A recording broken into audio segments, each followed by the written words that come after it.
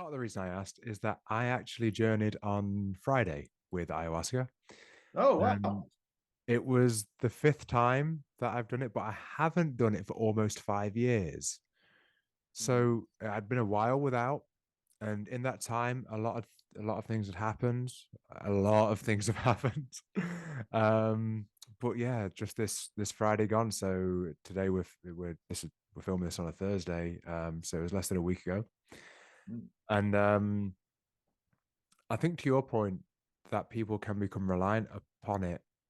I believe part of the wonder and the beauty of these psychedelics and for me especially ayahuasca is that I feel like it gives you a glimpse into what is possible.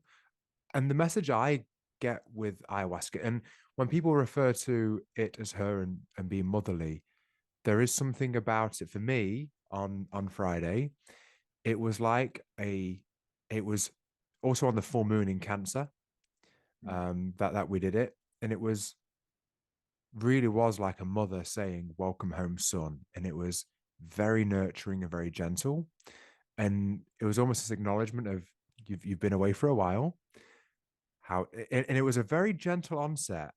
And it's almost like she said to me, "Are you ready? Should we should we get to the real shit?" And I said, "Yeah, okay, let's go." And then it was and we we went.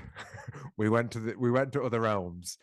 And for me, and I was explaining this to my partner, it was her first time experiencing it. I was saying that the magic is not in the experience at the moment, it's what unfolds after.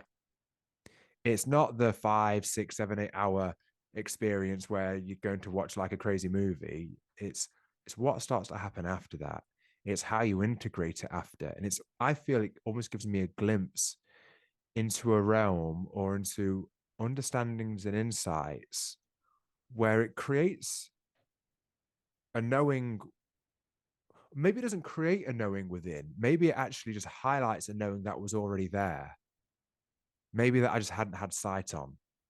Mhm. And then after, one of the things it did for me was it took me to the realm where, and maybe you'd experience this in in Bufo or in just DMT, but that kind of realm where it feels like this is where we go in between incarnations.